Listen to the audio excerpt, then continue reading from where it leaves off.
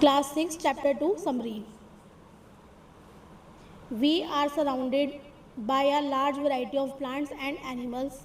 Such variety of plants and animal is a part of biodiversity.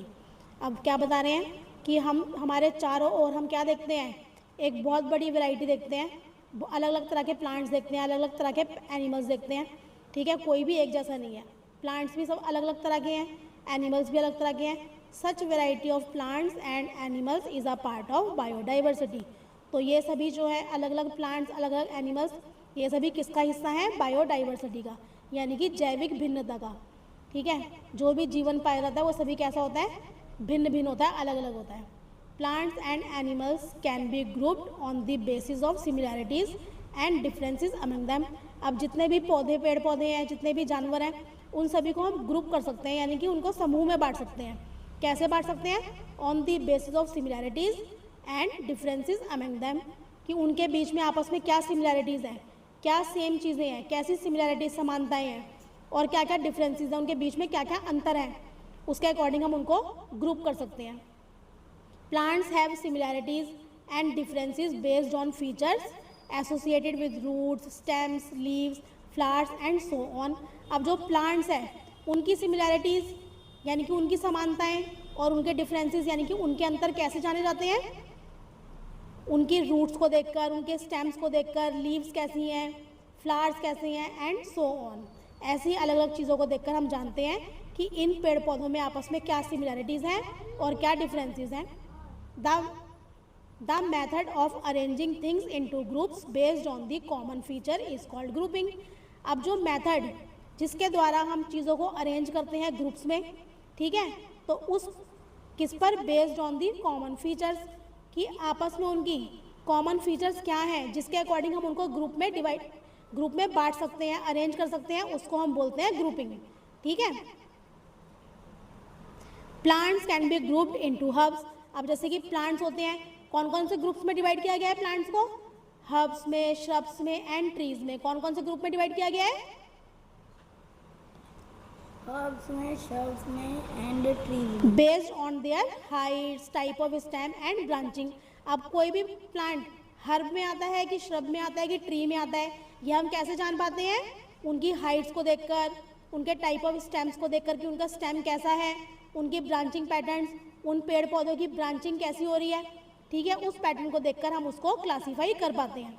Plants can be grouped as dicotyledons and monocotyledons. ठीक है, जो plants होते हैं इनको भी हम ग्रुप में डिवाइड कर सकते हैं, जैसे कि डाइकोटिलीडन्स एंड मोनोकोटिलीडन्स, यानी कि दो. Di means two, di means क्या होता है? टू. कोटिलीडन जो उनके बीज होते हैं, बीज. तो जब बीज अंकुरित होता है, ठीक है, जब सीड जर्मिनेट करता है, तो जर्मिनेट होने के बाद ना जो छोटा सा प्लांट निकलता है, अगर वो 2 लीव्स वाला निकलता है तो वो क्या है? डाइकोटिलीडन्स. और अगर वो ओनली 1 लीफ वाला निकलता है तो क्या होता है? उस लीफ वाला निकलता है, ओनली 1 लीफ होती है अगर उसमें, तो उसको बोलते हैं मोनोकोटिलीडन्स. क्या बोलते हैं? मोनोकोटिलीडन. हाँ. Based on the number of cotyledons in their seeds. तो किसके अकॉर्डिंग? उनके सीड्स के अंदर कितने कोटिलीडन्स हैं, उसके अकॉर्डिंग उनको हम क्लासीफाई कर सकते हैं. ठीक है. Monocots generally exhibit parallel विनेशन in their leaves. अब अधिकतर जितने भी मोनोकॉट्स प्लांट होते हैं उनकी लीव्स के अंदर कौन सी विनेशन हमें देखने को मिलती है? Parallel venation. कौन सी venation? And possess fibrous roots. और उनकी रूट्स कैसी मिलती हैं? कैसी मिलती हैं? Fibrous roots. While dicots typically exhibit reticulate venation. जबकि जो डाइकॉट्स प्लांट होते हैं, ठीक है, उनकी विनेशन कैसी होती है लीव्स में? रेटिकुलेट विनेशन होती है. और उनकी रूट्स कौन सी होती हैं? टैप रूट्स होती हैं. कौन सी रूट्स होती हैं? Tap roots. Animals have different type of movement. अब एनिमल्स जो होते हैं वो अलग अलग तरह की मूवमेंट भी करते हैं. That can be basis for their grouping. इसको भी हम क्या कर सकते हैं? उनके मूवमेंट के हिसाब से भी उनको हम ग्रुपिंग कर सकते हैं. ठीक है, एनिमल्स की मूवमेंट के हिसाब से भी उनको हम ग्रुपिंग कर सकते हैं. Biodiversity of different region varies because of distinct environmental condition. अब जो ये बायोडाइवर्सिटी होती है, अलग अलग रीजन में, अलग अलग प्रदेशों में रहने वाले जितने भी प्लांट्स होते हैं, पाए जाने वाले प्लांट्स होते हैं, जानवर होते हैं, वो सभी वेरी करते हैं, अलग अलग करते हैं. क्यों करते हैं? क्योंकि वहाँ की एनवायरमेंटल कंडीशन अलग अलग होती हैं. एनवायरनमेंट अलग है तो वहाँ के पे पाए जाने वाले जितने भी पेड़ पौधे हैं, जितने भी जानवर हैं, वो सभी क्या होंगे, वो भी अलग अलग मिलेंगे। जैसे कि आप अगर डेजर्ट एरिया में जाते हो तो क्या मिलता है आपको वहाँ पर, डेजर्ट एरिया के प्लांट्स कैसे होते हैं, कैसे होते हैं, स्पाइन वाले प्लांट्स होते हैं, ठीक है, थॉर्न्स वाले प्लांट, थॉर्नी प्लांट्स पाए जाते हैं, जैसे कि कैक्टस, एलोवेरा। अगर आप वहीं किसी ठंडी जगह पे जाते हो, कोल्ड रीजन में जाते हो, जैसे कि कश्मीर, हिमाचल प्रदेश, ऐसी जगहों पे आपको कैसे प्लांट्स मिलते हैं, कोनिफर ट्रीज होते हैं, कोन्स वाले, ठीक है। और वहाँ के जो जानवर होते हैं वो भी हमें अलग अलग मिलते हैं, किस वजह से, क्योंकि वहाँ के एनवायरमेंटल कंडीशन भी अलग है। The special feature that enable plants and animals survive in a particular region are called adaptations. अब ऐसे स्पेशल फीचर्स, ऐसी विशेषताएं जिनको अपनाकर क्या करते हैं, कोई भी प्लांट, कोई भी एनिमल ना किसी भी पर्टिकुलर रीजन में, किसी भी खास क्षेत्र में, प्रदेश में अपने आप को सर्वाइव कर पाता है, जीवित रख पाता है, उसको बोलते हैं एडेप्टेशंस। क्या बोलते हैं, adaptations. The place where plants and animals live is their habitat. अब जैसे कि हम अपने घरों में रहते हैं, ऐसी जगह जहाँ पे प्लांट्स और एनिमल्स पाए जाते हैं, जहाँ वो रहते हैं, जो उनका घर है, उसे हम क्या कहते हैं, उनका हैबिटेट। क्या कहते हैं, habitat. Based on their habitat animals and plants can be grouped as terrestrial and aquatic.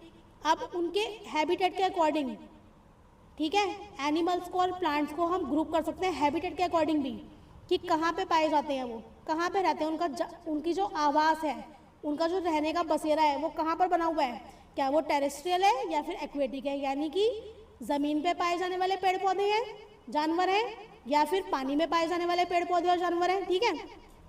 तो ऐसा भी हम उनको ग्रुप कर सकते हैं। जैसे कि एक्वेटिक लाइफ कौन सी होती है, मरीन लाइफ, जहाँ पे आपको क्या क्या मिलता है, तरह तरह की फिश मिलती हैं, वेल्स मिलती हैं, शार्क मिलती हैं, है ना। और ऐसे ही टेरेस्ट्रियल, ज़मीन पर रहने वाले पेड़ पौधे और जानवर, आम का पेड़ आपको कहाँ मिलेगा, ज़मीन पर मिलेगा। शेर, हाथी, भालू, ये सब कहाँ मिलेंगे, ज़मीन पे मिलेंगे, टेरेस्ट्रियल है, ठीक है।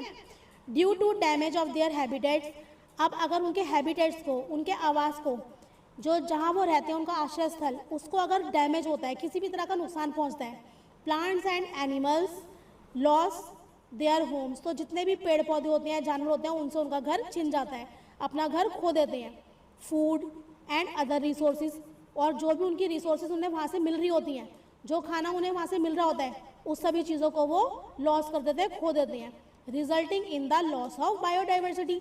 अब जितने भी प्लांट्स, पेड़ पौधे किसी खास जगह पे पाए जाते हैं, जो एनिमल्स वहाँ पाए जा रहे हैं, अगर उन्हें उनके घर को छीन लिया जाएगा, ठीक है, उनसे उनका खाना छीन लिया जाएगा, उनके रिसोर्सेज छीन लिए जाएंगे, तो क्या होगा, उसका रिजल्ट क्या निकलेगा, कि वहाँ पे पाई जाने वाली बायोडाइवर्सिटी जो है प्लांट्स और एनिमल्स के रूप में, वो भी खत्म हो जाएगी, ठीक है, वो भी खत्म हो जाएगी। We must protect biodiversity to ensure that our planet is full of life. तो अगर हमें बायोडाइवर्सिटी को प्रोटेक्ट करना है, बचा के रखना है, तो हमें ये एंश्योर करना होगा, ये पक्का करना होगा that our planet is full of life, कि जो हमारा प्लानेट है, ये धरती है, अर्थ है, ये लाइफ से फुल रहे, यानी कि यहाँ पे जीवन मौजूद रहे। Helping plants and animals to survive and thrive, यहाँ पर हम क्या कर सकते हैं, पेड़ पौधों को, जानवरों को, उनको जीवित रखने में, ठीक है, उनकी हम हेल्प करके क्या कर सकते हैं, अपने इस प्लानेट अर्थ को क्या कर सकते हैं, हम सिक्योर कर सकते हैं, प्रोटेक्ट कर सकते हैं, यहाँ की बायोडाइवर्सिटी को हम प्रोटेक्ट कर सकते हैं, ठीक है। ये हम सभी की क्या है, एक ड्यूटी है, क्या बनती है, ये हम सभी की ड्यूटी बनती है, ठीक है।